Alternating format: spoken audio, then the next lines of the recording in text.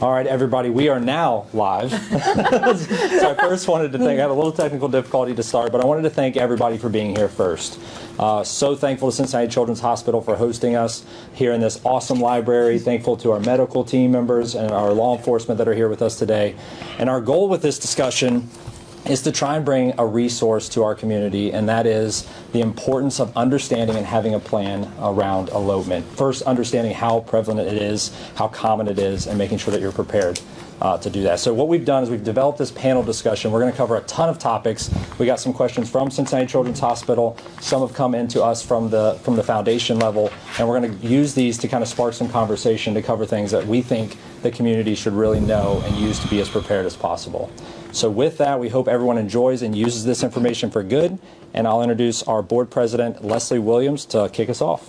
Thanks, Charlie. Appreciate it. And thank you, everybody, for being here right now. This is amazing. What a great topic to be talking about. Very important, especially now with the warmer months coming. There's a lot of kids that want to be outside, and there's a lot of things going on. Summertime is here. You know, kids are not going to be in school, so there's a lot of eyes that need to be on these children. And what does happen in the event that a child does go missing? You know, so thank you so much for being here and taking the time to have these conversations with us. They're not going to be easy. They might be a little triggering, alarming to some parents that have these kids that are out there. They worry about these things every single day. You know, as part of Empath for Autism, we hear these things. We hear the concerns from the parents directly. We have moms chats where they come in. They don't get any time alone, you know, because they have to keep their eyes on their children at all times. So these are very important things that we can all talk about and help parents be prepared for, you know, the summer months coming up. So just again, thank you all for being here. Thank you so much. And I just want to just talk about Empath for Autism real quick and just say, you know, that our mission originally was to bring early awareness, early detection, and early diagnosis with kids and intervention with kids that are on the spectrum. Now it's kind of moved into the safety realm because of so many children around our area that have been lost to drowning accidents. And so this is the reason why we're here, and we just, again, want to thank you for being here. So I just want to go through, and obviously, Charlie, you're with Empath for Autism. Everyone knows you. But I want to go through and ask you, Dr. Annex, can you please talk a little bit about yourself? Give your name and where you're from, what your title is, and yeah, just want to hear from you. Thank you. I'm Julia Annext. I am a developmental behavioral pediatrician at Cincinnati Children's, and I'm the director of the Kelly O'Leary Center, which is the part of our division that's focused on diagnosing and providing care for children and adolescents with autism.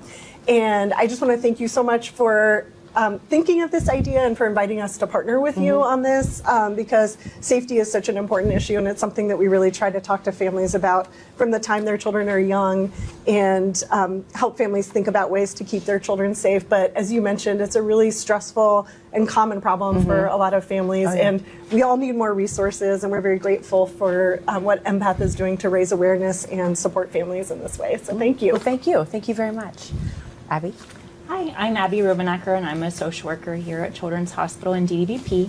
I've been in this role for about 14 years, and almost immediately in my role, I realized that this was a huge issue for parents, and just really was interested in learning more resources and tools to help families. This is something that's on everyone's mind whenever they have a child with autism, and I just want to try to help make sure that families know that there are resources, there are supports, and there's ways to help be prepared so that we can reduce this risk. That's right. Thank you so much. Lieutenant Matala? Yeah, my name is Mike Matala. I'm a lieutenant with the Butler County Sheriff's Office. I've been in law enforcement for about 27 years, and I'm just happy to be here to try to answer some questions concerning our response concerning law enforcement and first responders, and how we proceed with calls of these nature. Okay. Thank you. I'm Officer Anthony Johnson with the Cincinnati Police Department, and I'm in the Chief's office. I've been on 27 years. and same here. We just want to share information because we know this is a real thing that's going on. We want to share preparedness and methods and ways that we can help to be able to bring this together, because when something like this happens and a child goes missing, it's all of us involved. So it's one team, one fight, and we want to make sure the kids come back safe if these things occur. Yeah. Boy, that was hard to follow up. Stuart Isaacs, I'm a sergeant. Chief's Office of Community Relations, and we do outward engagement with community, and we're here 25 years, so I'm the newbie here compared to these guys. But like Anthony said, we're here to work with the community and be engaging, so as soon as these things that we're aware of it, that we rush into action, because to us we know time is critical to make sure that we find and assist families in finding their loved ones. So we're glad to be a part of the panel. And I think the one thing that you really said right there is that it is one team, one fight. I was a part of the search party for the little girl that tragically drowned in March down in Kentucky. And when we were out there searching, actually Charlie was there too with his son.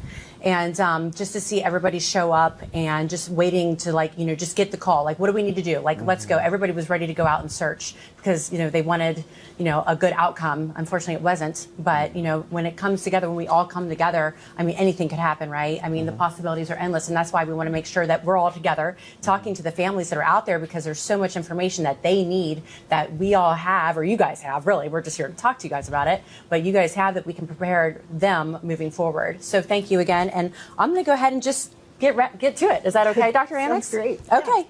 So what does elopement mean in the context of autism? Yeah, so elopement is defined as a person, generally a child, wandering or running away from a safe or supervised location without permission or without awareness of their caregivers. Yeah. And it's extremely common behavior, and all young children, it's a common behavior, but for people on the autism spectrum, elopement does occur more frequently. And I don't know that we totally understand the why behind that, but there are certain characteristics of autism that might make children with autism maybe more likely to elope beyond an age in which we developmentally would expect that to happen. And if you don't mind, I just want to share a few statistics because I think they're pretty startling. But one research study showed that nearly 49% of children with autism have attempted to elope at least once after age 4. So almost half of kids with autism have attempted to elope after age 4. And of those, 26% were missing long enough to cause serious concern. And children are 4 times, with autism, are 4 times more likely to elope than their typically developing siblings who don't have autism. And when kids have gone missing, 24% were at risk for drowning, and 65% were at risk for traffic-related injuries. And so I know we do focus a lot on water because that can be a really common interest for kids with autism, but also kind of traffic, pedestrian safety, running out into the road, or just not being aware of potential dangers and just going towards something without being aware of the environment could put kids at risk. Yeah, and I can say my son, Jagger, who is on the spectrum, he's 9 years old. He doesn't have an issue with running towards water, but when we're in a parking lot and he's 9, I still have to remind him to look both ways because he will bolt right for the door and does not look. And I always have to remind him, you know, they're not looking for you. You have to watch them. And, you know, it might be 10 minutes later when we're coming out of Target or something, he's doing the same thing. So it is a constant battle because they don't remember, they don't process it, and they just don't think about danger. They don't think about the danger. Right. So these are real issues. So appreciate that. How common is wandering among children on the spectrum then? Yeah, so very, very common. Yeah. And like with that statistic showing that like more than like almost 50% of kids after age 4. Yeah. So certainly, for sure, not all kids with autism is this a concern for, but I think parents will know if that's a concern for their child, and they know that right away. And sometimes it's more of an issue like if they're out at a playground or out in the community, they may just see something they're really excited about. I think that's oftentimes they're just drawn to certain things, and then they may not, because of the communication differences and social differences associated with autism, they may just not think to check in with their caregiver the way maybe a typically developing child would. There are also children who just have a really intense interest in being outside. Even when they're inside their own homes, we'll hear families say, right, we'll put chains on the door, or deadbolts, or try to do some safety measures, but still, like, the second that door opens, because someone lets the dog out, the kids run out the door too, or absolutely. Can take off. So some are just really, like, kind of want to be outside. Sometimes kids with autism have a really high activity level or a little bit hyperactive. That could be common characteristic, and sometimes I think they just go and like want to run a lot or be outside, and sometimes it's just that they have a really passionate interest in something that might be outside, and sometimes that might be an interest in water or trees or cars, and they're just very drawn to going towards those things that they're interested in. But there can be other reasons why kids with autism might elope too. One can be kind of a sensory seeking thing, so it may be that it's an interest, but also it may be a sensory interest. So we know a lot of kids with autism have strong interests from a sensory standpoint in exploring maybe how things feel or look, or liking to watch things. Like I know I have some children that I know who are really interested in watching how like leaves move in a tree when the wind blows, or looking at water and the way the water moves, and or if the feel of water. The compression aspect. The compression, yes. So a lot of times it might be to go towards that sensory stimulation. Sometimes kids with autism elope or wander off when they're trying to avoid or get out of a demand or something. Like their mom has told them like they need to go do a chore or get off of their screens, and they're frustrated and they're angry and their response is to bolt. Yes. Or they're scared. A lot of kids on the autism spectrum have a lot of anxiety, and sometimes that kind of avoidance and getting away from something that they want to avoid or they're scared of, or from a sensory standpoint, a really loud noise or something that might upset them might lead them to kind of run off and escape in that situation. Well, one thing that you were just talking about, which will lead us to the next section of questions, is the deadbolts, or just like the prevention aspect of things. What are some prevention and safety skills, safety safety things that you can apply in your home? What can you do? Charlie, Yeah. I'll let you take it over. So the statistic that jumped out to me that you were talking about too, if you think of half of all of these children have a tendency to elope. Another survey that we read was an alarming number. Over half of families that have children with autism have no plan So if this were to happen, what will we do? And that's a thing that we hope that the audience takes from this, is to obviously understand the way things work, but also to have a plan. And so these questions next are going to be kind of based around prevention and home safety. And so the first question, kind of Leslie teed up, is what are some practical safety measures that families can implement? Obviously, we do know the deadbolts, the locks, that kind of thing, but is there anything else that jumps out to you guys as something that could be smart for families to do? I definitely agree with adding as many locks and alarms to the doors, and I think a lot of our families that have rental properties are afraid to add those. So I'd encourage families to ask for letters from their doctors to support that need. Oh, that's smart. Very smart, yeah. And we're more than willing to do that. So all you have to do is ask. And then you can also purchase pretty cheap door alarms to go on 3M strips on your door. You can usually get them at Lowe's or sometimes even the dollar store. They're available. Right. The same thing for the windows, but I think sometimes we overthink it too. You don't have to have expensive products. If you have holiday bells at your house or wind chimes, anything that makes noise, you're going to know your child is around the door and you need to react. So I think all those safety measures can be really helpful. And even, again, the inexpensive things, laminating a stop sign and putting it on your doors or windows, or helping your child understand the boundaries that they're allowed to be in, and putting red tape so they know not to cross that line, are all really good, simple strategies to use. Right, that's awesome. And this one kind of goes a little bit onto the law enforcement side.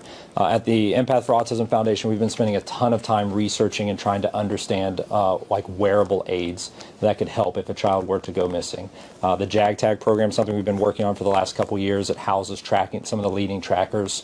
What have you guys been able to use that in the past to kind of help with children? Has that been common, or is this kind of more of a new idea?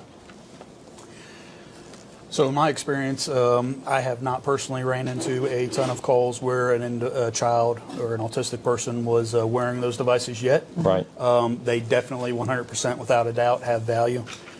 Specifically, one of the aspects that I really like about the JAG tags is the scannable QR code, to where if anybody at all, a regular normal citizen, a neighbor, a police officer, firefighter, whoever, you're out and about, you come across a child wandering, and if you're able to make contact with them and talk to them and get that QR code scanned, Right. it will instantly send that alert to mom, dad, caregiver, whoever, and give that GPS location. That's amazing. That's fantastic. Right, and that just goes back to the power of doing what we're doing today, because the entire idea for the scannable QR code came from law enforcement. That's true. In a Yeah. setting just like this, Yep. where we're talking about this, and a guy raised his hand, I'll never forget, he's like, well, what about us? Like, once we find them, like, how can we get help to know where this person needs to go? Because some of these people who are are they? nonverbal. Yeah. What do we do? And so that's where the idea came from, to develop that scannable QR code. So I think that's awesome. What about, and this could go either side, law enforcement or more toward the medical side, what about like emergency planning? Because like I said, we just said that crazy statistic of a huge number of these families have no plan at all. Like, what, give some ideas on what we could do to be prepared and have a plan, I guess. So I would try to type going on the tech. You want me to? So we have a smart 911 program where we can communicate with communications. So if you have an autistic child or a special needs child, that you can pre-alert those things at your residence or things of that nature. So if there's a fire at your home, we know going in that they're going to say, hey, there's an autistic child in place. We need to take extra measures and going in to make sure people are safe. Same way if we're searching for them. Right.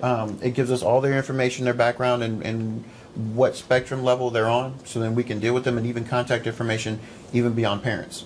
And so for pre-planning, you can put all of that into our communication system. And then let's say we're coming to this location right here. Before we're even here, they're giving us all this information before we pull up. Or if we're searching, we know who we're looking for, height, weight, what they may have, what they may be attracted to, if this has happened in the past, where they may go. Right. All before we even show up. And this is all ahead of time. So that's incredible. If people wanted to learn about how to do that, where would they go and how would they learn about that? So you can go to our website, and it actually has an app that you can enter these in, or you can call our communications. We have a non-emergency number, or even if you called the emergency number, they would redirect you. Our 911 would redirect you to our smart 911, and then you can give them all the information. And again, I've been on a bunch of runs where we would go to a residence that I'm already knowing who I'm dealing with and how we need to handle them and the way in which we need to handle them. Yeah. And it makes it so much easier for us to be able to deal with the run as opposed to not knowing at all. And the great thing about that is it has the same applications if you have an elderly parent. Yes. It really works wonders. It's all the same. Right. Going in, we know what we have to do, what we're looking for, and it really helps. That way we can identify and talk with the mom or the dad. So it really has all those applications as well. So is it like smart911.com, or is it like Yes, like Smart it is. 911 app in Butler County has it too? Is it everywhere? It is not everywhere, Okay. so your dispatch center in your jurisdiction has to sign up and be a part of the program. Okay. I do know that Hamilton County is part of the program, Butler County is part of the program, and then there's some other cities in that throughout our area that are part of the program, but I could just speak to our two agencies and Cincinnati PD as well, that we do utilize that system. And it is an amazing tool, and it's for anybody. Any citizen at all can get on there, and it helps out for just in emergencies in general. So let's say you've got a tornado, God forbid, rolls through our jurisdiction, and we need to determine like what people were in a house, who's living where, how many individuals that maybe are foreign speaking, we don't speak foreign languages. You can put every bit of that information in there, and it helps first responders and helps the planning side of the aspect develop plans and a response. So on that front, you know, when the times are stressful, that's not when you're wanting to come up and try to remember things. and Yes. try to- Oh my gosh. determine what I would do go need to blank. do? Yeah, exactly. So you do that during the blue sky period, which is when stuff is going great. Go home tonight. You can log in, create an account. I have one for myself, my wife, my kids. You can put your pets in there. You can put everything, every bit of information you want to put in there, you can put in there. Pictures, keep your pictures up to date, and it'll send you reminders every year. Hey, time to renew your or review your account. Yeah. And it's It's a fantastic tool. One thing to point out on that Smart 911 is it only works if the person calls 911. So if you call the local police department or jurisdiction direct to the non-emergency number, we don't get the information. Okay.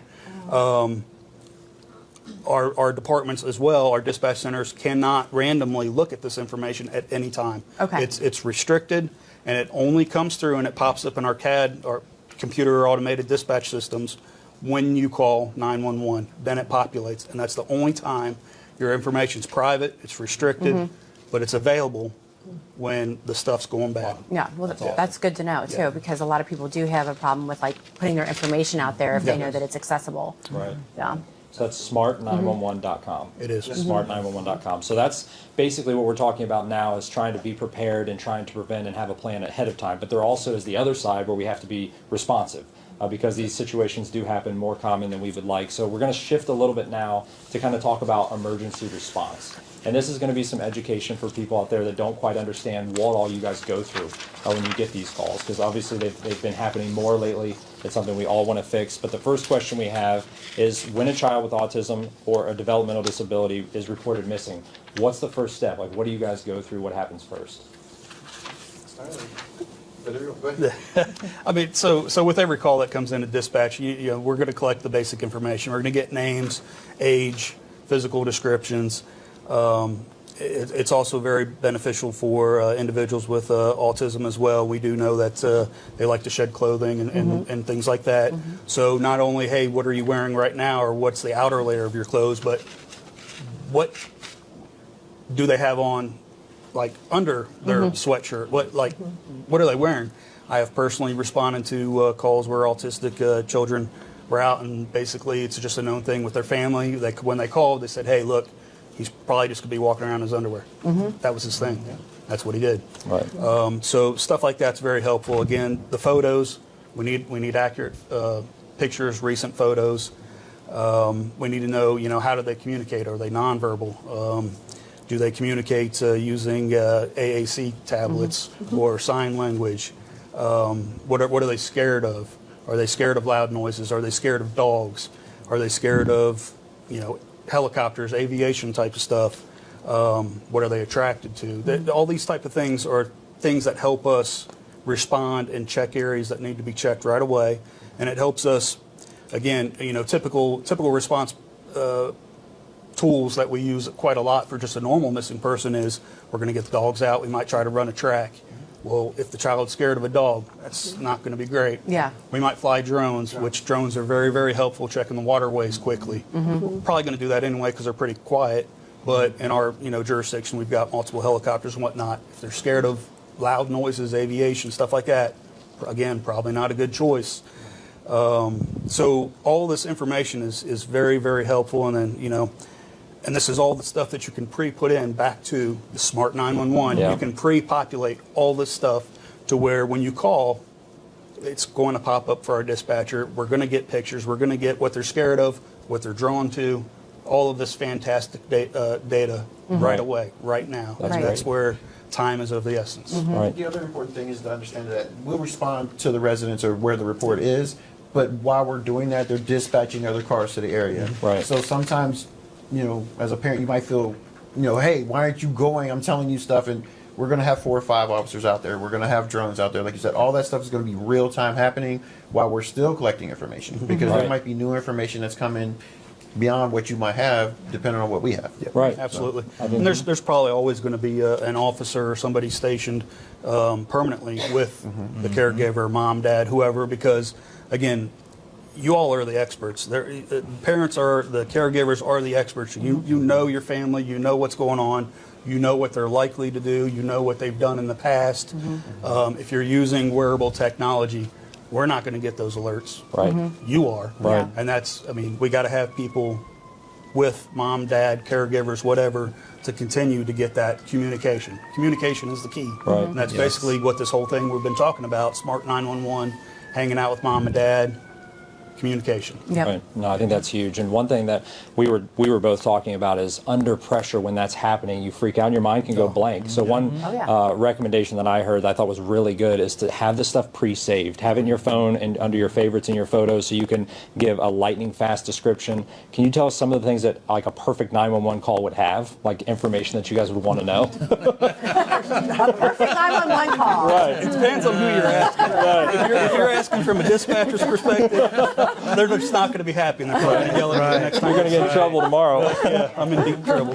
But No, we basically kind of ran it down already. What exactly are we dealing with the person that we're looking for? What information, again, that we need to be able to find the person when they're out, clothing, height, description. I mean, what they're attracted to, like you said, areas if this is done before. I mean, and really constant communication. So Right. until an officer gets there, we're wanting everything that we possibly can Much get. as possible. It may not even seem that important at the time, but it might be major with us responding and where we're going. So anything and everything under the sun to give us an idea of where this child or what have you might go and be attracted to, so then we can get there as fast as we can. Right. And this was a Facebook comment. I know there's no perfect answer to this, but I saw the comment, so I want to throw it out there. And one mom said, if I called 911 every time I couldn't find my son immediately, I'd be calling 911 every single day. So what is the best practice as far as when someone should make that phone call? Great question. right away. Great question. Right away. Yeah, right away. It's It doesn't make a difference. look, that's what we all signed up for. That's Right. what we all get paid to do. Yep. It's our job. Right. Nobody's going to get mad about you calling 911 because anybody's missing. Just Right. Better safe than sorry. Right. And You guys- priority response is that's the biggest deciding factor. Yes. We need quick information and don't delay because you think you're bothering somebody, you're annoying people, or you got fear of getting in trouble or Right. something because I'm calling 911 too much. Call. Right. Yeah. That's great information. Because So if you thank call, we're coming. It Yeah. doesn't make a difference to us because sometimes I've responded and, okay, I thought I had a missing, and we just started with the house, and thank God the child was in the house. Right. Right. I mean, it was perfect. Like, Yeah. they're in the house, and we had things mobilized, but we start there, and then we go out from there. That's Yeah. a happy But ending right that's there. That is a happy When ending. Oh my we gosh, call, best case we scenario. check, just a normal call. Kids missing, I haven't seen them. Well, they're, hiding in the closet, or Yeah. hiding the. Right. Man, that's fantastic. I love Yeah. those calls are great. Yeah, we love that.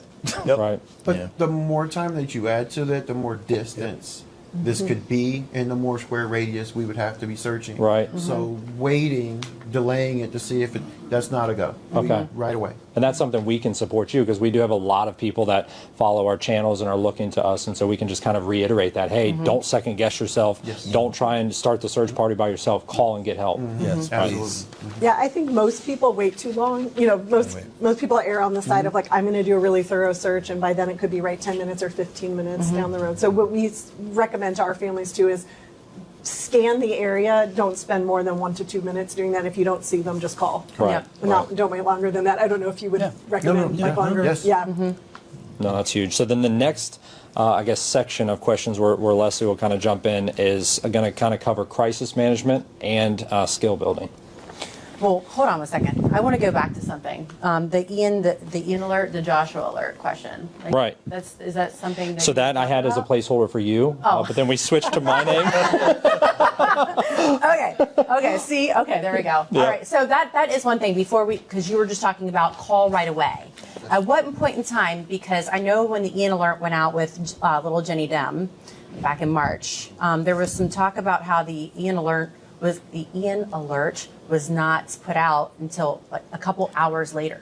Like at some point, or at what point is it made? Am I asking this right, you guys? I'm following. Okay. Yeah. At what point are you like, okay, we need to send it out. We need to put when the Joshua alert is going to pass. I know, I'm confident that it will. Janice is doing an amazing job getting it out there and making sure it gets done. But at what point is it going to be out there or when the call is made, at what point is it sounded?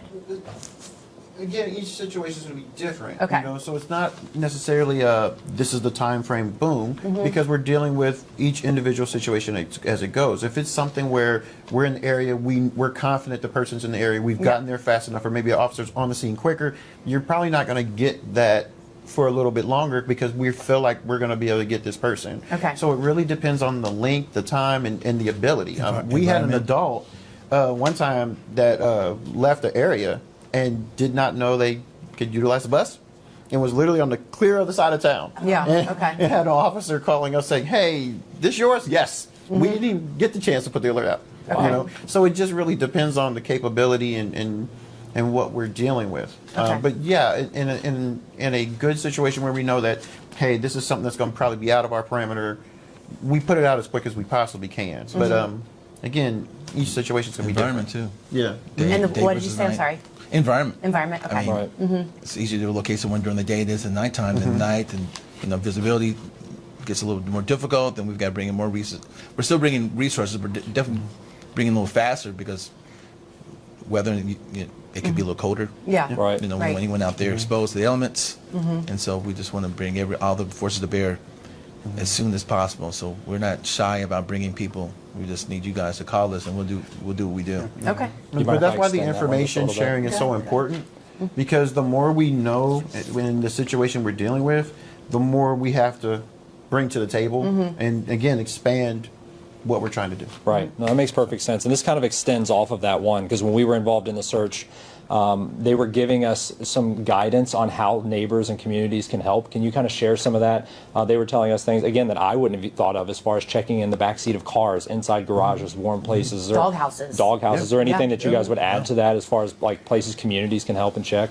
I know it sounds funny, but your Ring doorbells and things of that nature, because most of them react off of motion, and so you might be out there looking now, but 10 minutes ago, this individual could have run right past your house. Right. And so those are a wealth, and they're easily shareable now. I mean, with the technology now, they can send them to us without even being on person. Say, hey, They just walk this way, boom, we get it to our 911. Now we got a current look of the person, what they're wearing, how they're going, Right. direction and route. So, Right? And then I think you can jump right Okay. in. All right. For skill building. Skill building. Oh, wait, sorry, guys. You're confused there. Okay, so what safety skills should children begin learning early?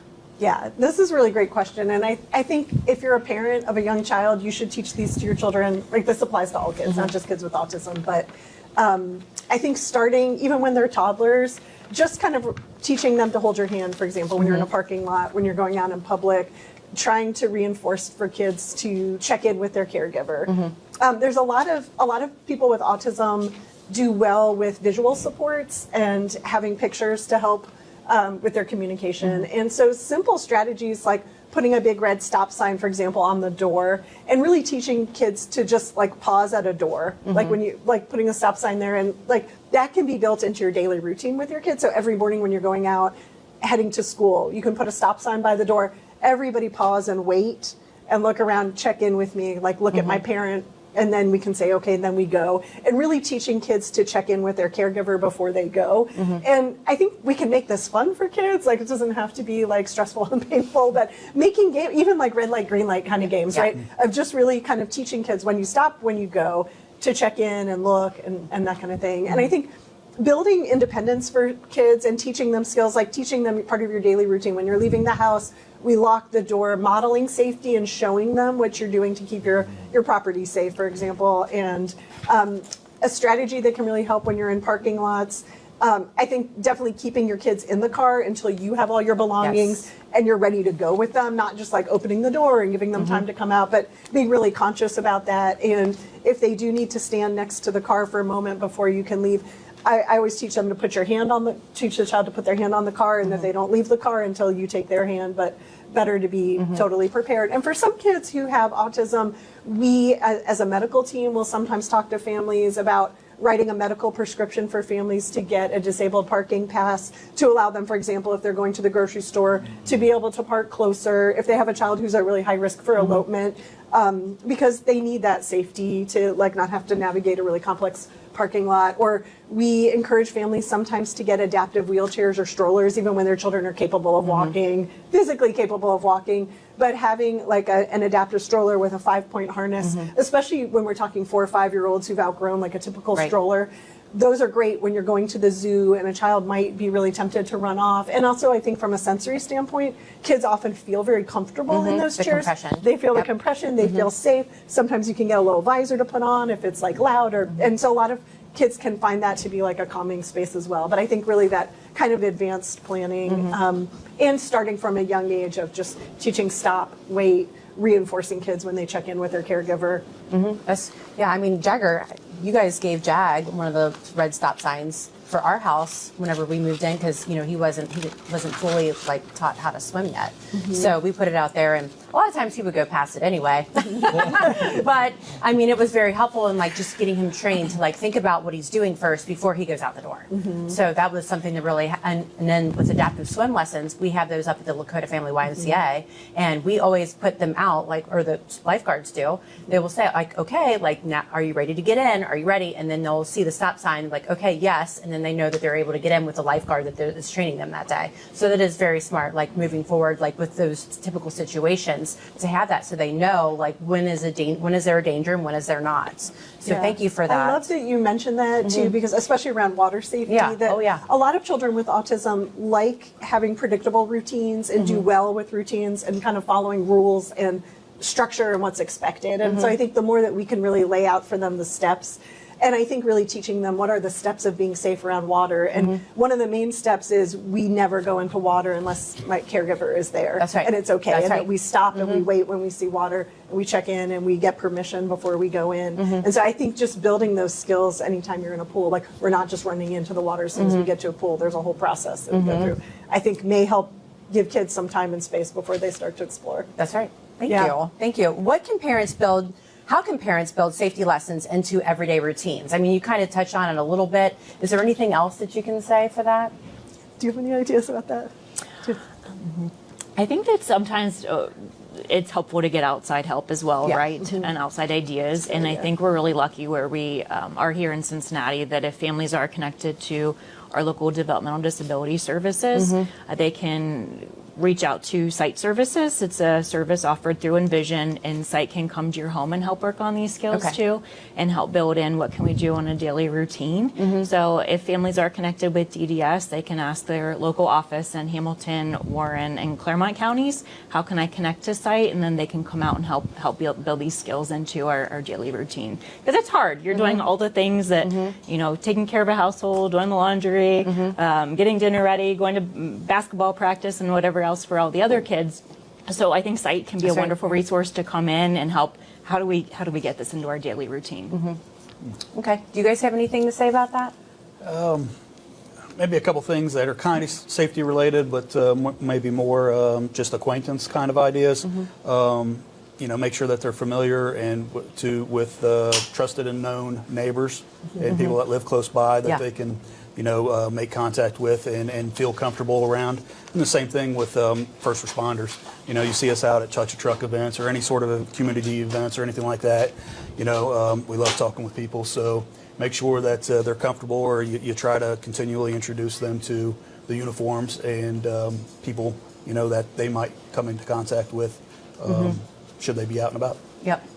Sometimes, if they're not comfortable being around a lot of people in Touch a Truck, call us and we can set something up. So it can just be a one-on-one, That's something awesome. simple. So That's It's awesome. I Very love cool. that you mentioned about neighbors too, because that's Yeah. something we really encourage families to try to get to know their neighbors and as comfortable as they feel sharing with their neighbors about their child's disability. Even if they don't need to say that they have a diagnosis or anything like that, but I think encouraging families to take their children to meet their neighbors, both so the child feels like that's a trusted adult that they could go to if they needed help, but then also so the neighbors can be watching out for that kid too, because I think sometimes adults who aren't related are kind of like, should I be kind of intervening in this family situation? And, Right. and if a parent were to say, if they felt comfortable saying to a neighbor, hey, this is my child, sometimes they like to explore, get out, and I would love your help if you ever see my child outside the house, please call me, Oh, here's my absolutely. number. And just kind of breaking the ice a little bit so that the neighbor doesn't have to feel awkward of being like, I don't want to be like intruding on this family or getting into their business, but it really takes a whole community to keep kids safe, and neighbors can be extremely helpful. I had a patient a few weeks ago tell me about how they have a neighbor who has a swimming pool. They don't have a pool at their house, but they have a neighbor who has a pool, and the neighbor had invited their family to go swim at their pool, and then their son, who has autism, left the house, climbed over the fence, and kind of wanted to go to the pool by himself because he'd already been, you know, with the family. And that neighbor, I mean, they knew each other. They were friends, and they knew each other. And that Yeah. neighbor, like, luckily had a Ring kind of camera, and right away knew that there was someone by the pool. They have an alert camera, and so they were able to make this child safe. But I think about this, right? It takes a whole community of like seeing a child really climbing does. a fence, right? Like, it's okay to intervene and call and get help. Then Oh, you're not absolutely. like in people's business. That's that right. way. Oh, absolutely. Yeah. That kind of touches on the fact too, and what we kind of talked about before about known pre-planning events and stuff that you can put in and relay to officers as we respond. You know, I might know that there's a creek a half a mile away, but I might not know that he goes and he hangs out or he likes to play with Timmy, you know, 4 houses down, and they have a pool. That's, you know, that's very valuable information. So, yeah, absolutely. And that kind of goes, I mean, one of the questions here is like, how can parents work with schools, neighbors, and local communities? I mean, definitely are touching on that. Like with schools and with local communities, how can parents prepare with them? Yeah, I think with schools, that's a really great point, is that many children, like once they're over age 3, children with autism and developmental disabilities are often eligible to go to preschool programs where they can get like an IEP, an individualized education program, where they can get like therapies and start to learn to be in a preschool setting.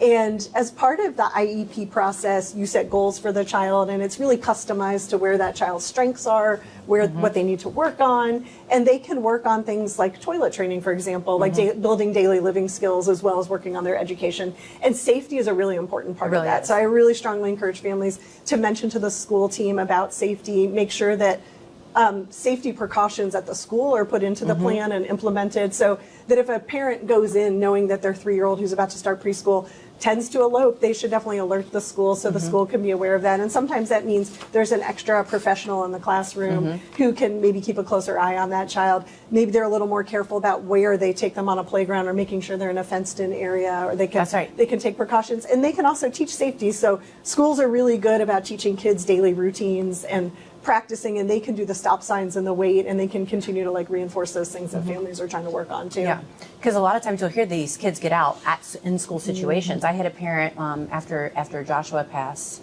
in November of 24. I had a parent that reached out to me, and they were very concerned because their child elopes, and there was a retention pond right outside of the school, and they were not allowed to wear a tracker in the school.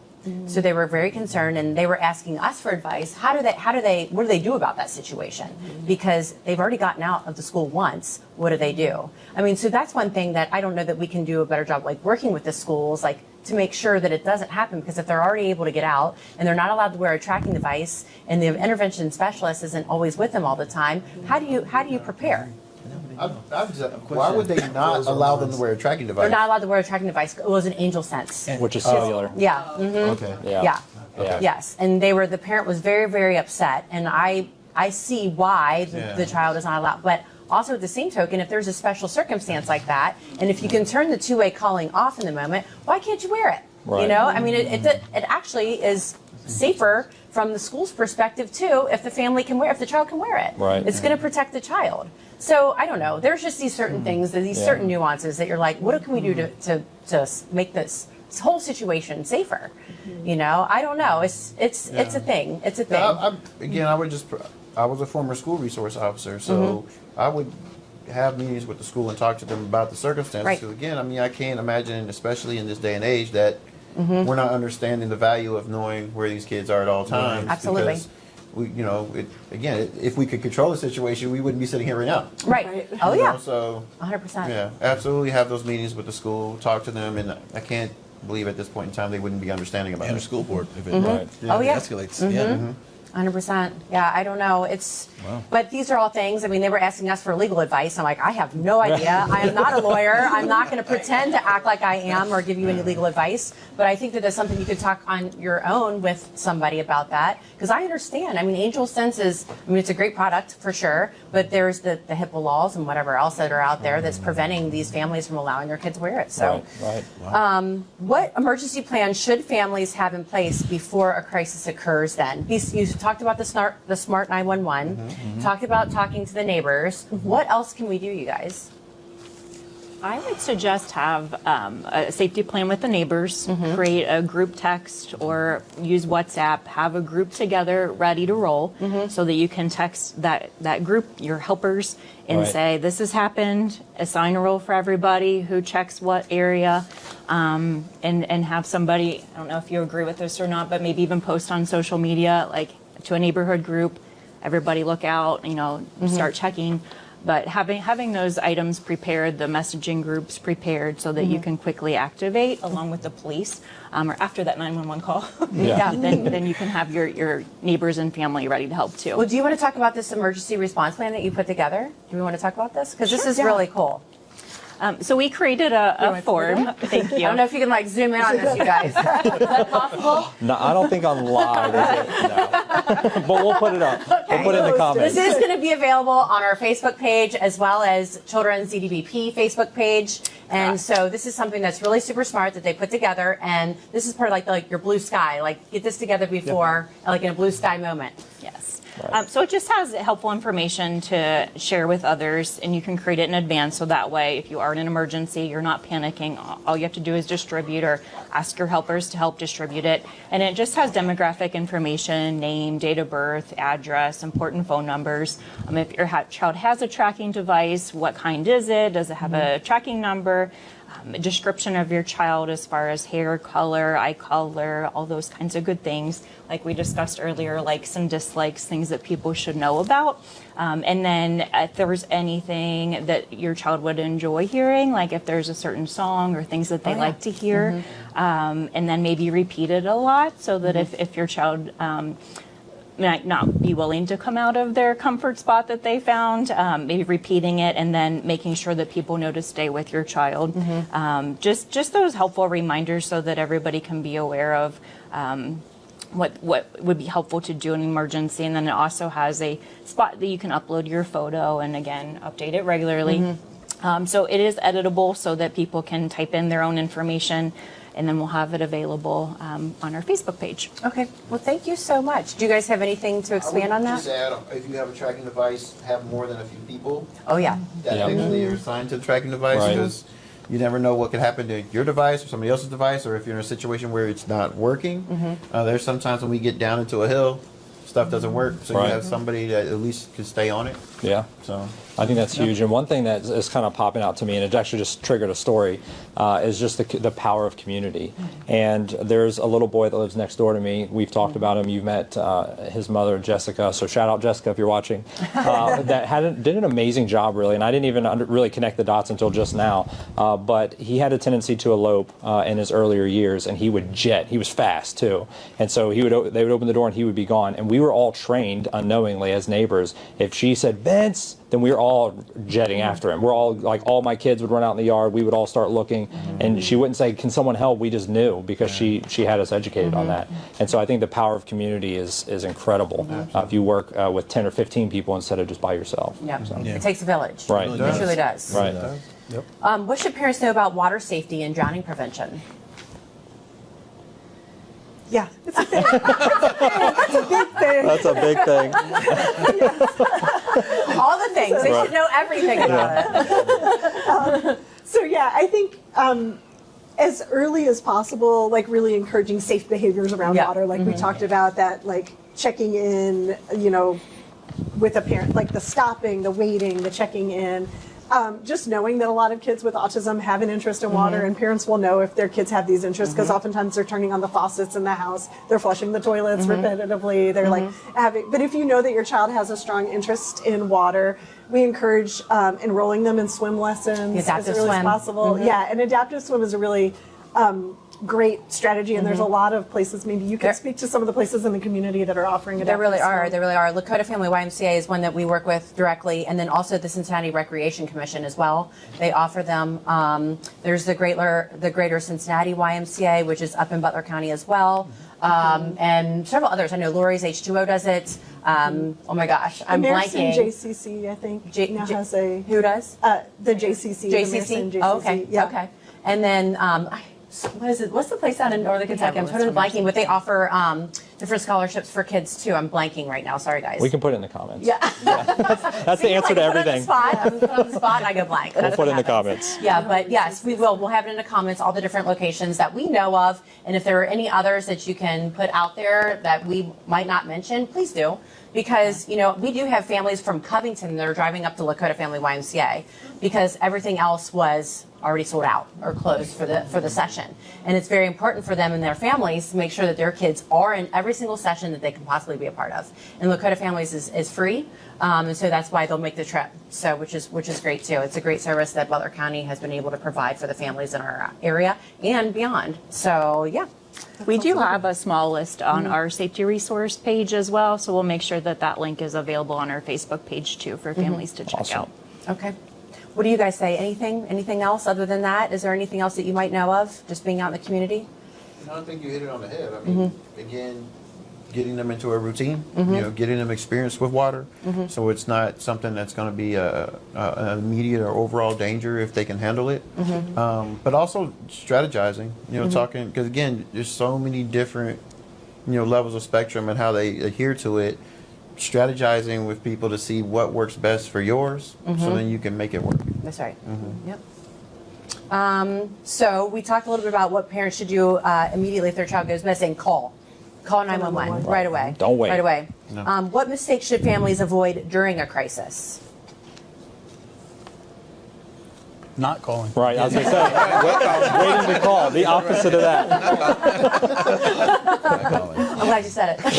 Right. I mean, I do think that's great to just drive that home, just because that was a real question from a real parent that just said, hey, if I called, then I'd call every day. Well, straight from the source, call every day. No matter what it takes, you'd much rather be safe than sorry. And if anything, you guys are going to have a great relationship, right? Absolutely right. Absolutely. Invite them over for Thanksgiving dinner. Yep, perfect. Like dinner, yeah. How can families best prepare before an emergency ever happens? I mean, other than the 911, smart 911, doing an emergency response plan, talking to the neighbors. Is there anything else? Anything we missed? Yeah. I think you guys covered it all. I mean, just activating your tribe, Yeah. your Right. community, Right, yeah. letting them know and having them updating them about here's what we're doing or different changes that might help them to be more responsive to your call. Right. Yeah. But just to make sure that you call. Yes. You know, that's the community's for. Yep.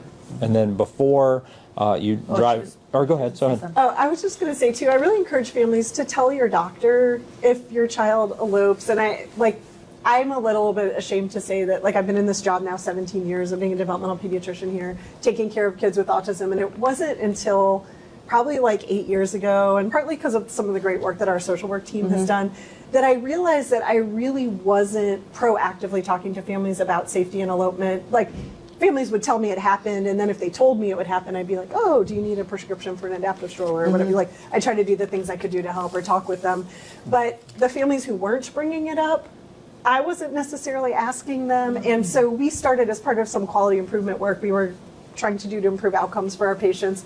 We made it kind of part of our template of every time a child with autism comes in for a follow-up visit, we need to ask about safety and say, do you have any concerns about your child's safety? Open-ended, because we hear all kinds of things, and it's not just elopement, but there's a lot of different kinds of behaviors that can be unsafe that kids are doing. And it was just incredibly eye-opening. When I stopped and really asked every family, is this a concern for you? It was super common. Yeah. And I realized most of these families never would have told me, just because maybe they didn't think I could help, or maybe they didn't think it was relevant to why they were here for their check-in. But I just say, bring it up, talk to your providers, because there are so many strategies. And for example, our social work team has lots and lots of resources.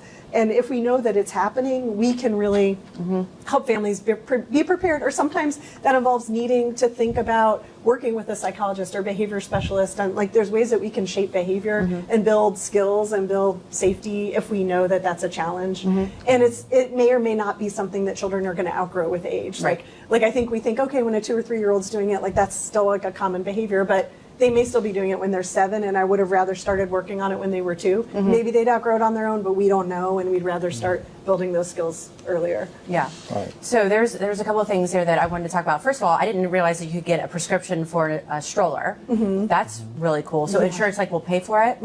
Oftentimes, yeah. So we refer to our physical therapy and occupational therapy team, and here at Cincinnati Children's, we have a team that just specializes in finding the right kind of, they call it a seating recommendations clinic. So they'll find the right thing that's going to be comfortable for the child, meet their safety needs. So Okay. we have a professional kind of assess that, and they can, our doctors will sign off on that order, Okay. and generally it's covered by insurance. Okay. And then secondly, one thing, just thinking from a parent's perspective on why they might not tell you that their child elopes, the parent might think that you might consider them a bad parent. Because that's a lot of times, that's I what was going to say that, yeah. we hear that all the time, just being out talking about, putting the safety fencing around retention ponds. Well, the parent just needs to do a better job watching their child. Sorry, it's not like that. I mean, parents oftentimes do everything in the world to try to keep their child safe. And it's not about the bad parent. It's about these kids are 5-star athletes, Right. and they can do, and when they put their mind to something, they are out the door Yes. so fast, Right. and it is how it is. So that might be part of the problem. And that's where the stigma needs to go away, is that it's not about the parents being bad parents. A lot of time it isn't, and I'm sure it's just hard to keep an eye. You cannot watch these kids 24 hours a day. You have to be able to go to the bathroom. You have to be able to take a shower. Right. You might have to sleep at some point. It's hard when you have an autistic child who doesn't want to sleep at night, though. Then you're exhausted all day long, and you feel like you got hit by a train, because you're exhausted. So it's just I feel like that's one thing that the general public really needs to understand, is that it's not a parent's, they're trying their best, so that might be where some of the problem lies with that too. I'm glad But you called that out. I'm glad you called that out, because I'm hoping that by us asking about it every time, we start to normalize that. And I hopefully think for it is being families. normalized finally. Yeah, I think it really is. But Yeah. you see a lot of the ignorant comments a lot of the times on the things that we post, or in the news Right, channels when they will post our interviews and things like that. That's a lot of times what they say. Well, they need to do a better job. They're a bad parent. I've No. personally seen that too, Yeah. with tiny little mechanical engineers, basically, is what some of them are. And it's how in the world did you know to do this, this, this, and this to get out? That, what? Yeah. Yeah. I have a confession to make. Are you ready for this? I have to tell the story. Here it comes. So my son Jagger's 9, and he has a really big fascination with driving cars and just driving in general. And he's been like this his entire life. So we have a '79 Corvette that's a stick shift. all right? And he really wants to learn how to drive the stick shift. And today, before I came here, he had me pick him up early from school in the 79 Corvette, all right?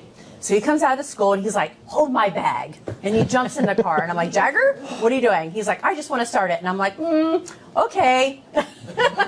Which he has done before. He has done before, Yeah. and he's been very successful. He started the car and it was in first and he took off in front of the school. In front of the school, you guys. Yeah, perfect I place. can't even believe I'm saying this, but it's like I'm just waiting for the principal to be like, Leslie, Yeah. you know? But I'm like, oh my God. And I'm outside of the car because I honestly figured that him being in first gear, he would stall out.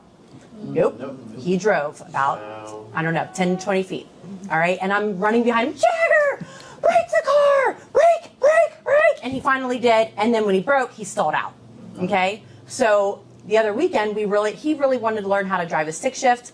I think he knows how to drive anything else. Okay. So I'm like, maybe he should learn. His dad did not agree at the time. And I know Mark's watching right now. Yeah. So he did not agree. So he was really bummed. He was mad about it, but he needs to learn how to drive because, listen, guess what he did? He got on YouTube and he was watching how to drive a stick shift. Yep. And he learned on his own. So now he needs to know safety. And guess what I'm going to do? I'm going to take the keys out every single time Yep. I leave that car because I've made it a habit to leave them in there because I already know where they are. And literally me, my husband, and Darren, who's our property manager, are the only ones who know how to drive it. So I leave it in there. But now I'll have to take it out because now that I know he can drive it, it's on. And 9 years old, there he goes. So yeah, they are super smart and they are super quick and they will figure anything out. When there's a will, there's a way, Yep. especially with autism. Right. So yeah, sorry guys, side note. Yeah.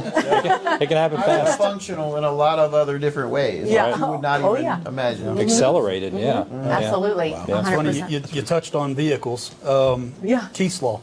what's So that? there's a new law that was recently passed and went into effect January of 26, just this year. So basically, families or individuals themselves, once they turn 18 years of age, can get a form from the Opportunities for Ohioans with Disabilities at ood.ohio.gov. Okay. You fill out this form, and basically you can put every vehicle license plate in there that individuals are known to frequent.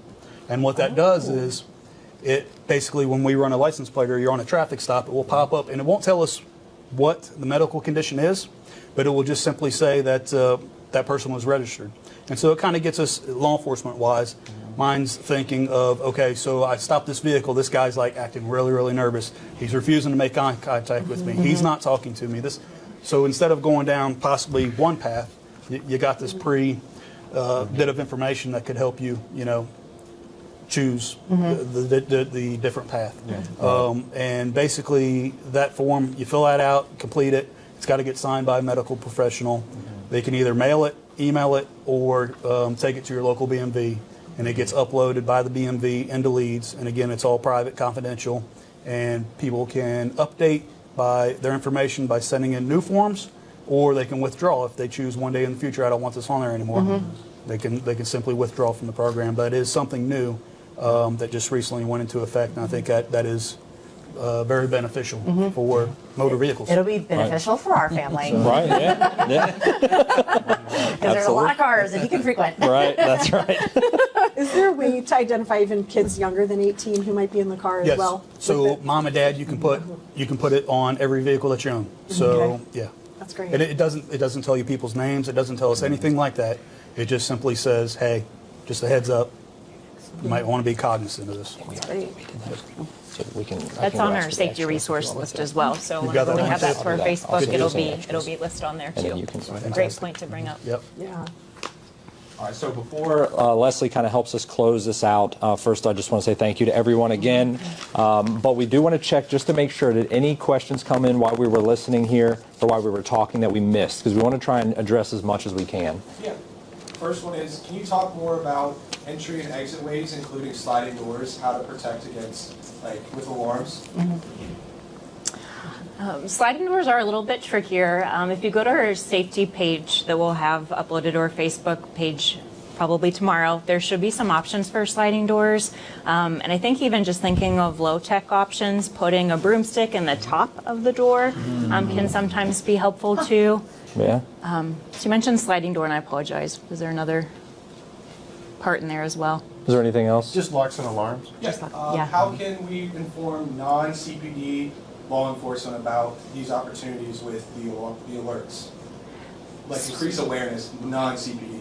Oh. Smart 911 is all of Hamilton County, parts of Butler County. If you go to the Smart 911 website and you scroll to the very bottom left-hand side, there should be an area that says, is this in my area? And you can click on it and put in your zip code, and then you can check and see if it's available. If it isn't available within your zone, then the police department will know about it. It's just, you need to call 911 to be able to have them pull it up if you do ask for help. Next is, I've heard some things about the JagTag V2. Can you share more? Yeah, so the JagTag V2 is in development. It all started, I think everyone in this panel in this room kind of understands the story with the first version. It came because at about 11 o'clock at night, where Leslie had just seen so much tragedy around this and children getting away and unfortunately having really bad endings. And that's what made the JagTag come to be. So we thought maybe we would help 60 or 70 families over the course of a couple months. And we helped 3,000 families over the course of a few months. And it definitely was unexpected, but it showed us, hey, our job is not done here. Because we got feedback from Jagger himself. We got feedback from a lot of people that say, hey, in law enforcement, what about a QR code for us? What about a locking band? What about a housing for the leading trackers? And so we are currently in development with the V2. We try to share updates. If you would like, you can join a newsletter. You can follow us on social media where we keep everybody updated and posted. But our goal here is somewhere toward the middle of the year to have the V2 out, but we'll keep everyone posted. So join, subscribe to our list, or just follow us on social media.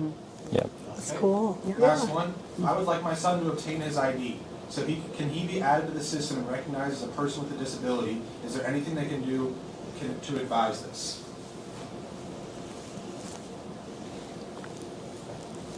What kind of an ID? So, What's that? Can we elaborate on that? I'm guessing Like a government ID. So Okay. I just reiterate the Yeah. steps. Okay. Yeah. B&B. Yep. So just Department of Anybody Motor can get a Vehicles. state ID. State ID. That's correct. Yeah. And What's- it's free, and it's up to 8 years. Up to 8 years? Yeah. Okay. So just in case we didn't pick that up on the live stream, the answer would be go to your local DMV and you can inquire that. It's a free service, and you can ask questions there. That's it. All All right. you're Do you up. guys have anything else that you want to say, or add before we close out? You guys? I just wanted to say thank you, and this is a really amazing partnership, and I've learned so much from our law enforcement I have partners. too. And- I really have too. I'm like, tell me more. Yeah. We've learned a lot. So. Yeah. It's awesome. Well, thank you for coming and for raising awareness. Yeah, and, absolutely. Teaching families about Yeah. things that they can do to help keep kids safe. That's right. I mean, we are all in this together. Yes. One team. Let's One team, do it. one Let's get it. fight. Let's get it done. Okay. If you guys have any questions at all, please feel free to forward them to Empath for Autism, info@empathforautism.org. Right. And I will make sure that they get, to whoever, whatever the question is regarding. I'll make sure they get to the right person. And we'll just continue to keep this relationship and to keep this talk going, because this is not going anywhere. No. This is not going to stop. It's only going to get worse probably, especially leading. And I just want to thank all of you for being here. This is amazing. What a great opportunity to come together and really help these families, especially when they don't have the resources or they can't really talk. They don't know who to talk to. They may not want to talk to somebody about it, because what I was saying, there's a stigma out there about being bad parents. It's not the case. You're not bad. You're doing your best. We know that. And so, yeah, it's all about the community. And let's keep it going, you guys. And we're just going to share all the resources today about everything that we talked about. Case law, that's new to me. I never knew about that. So thank you. Smart 911, I really didn't know about that either. Right. And yeah, that's it. Thank you guys so much. Thank you. Thank you so much. Thank you. Pleasure. Yay!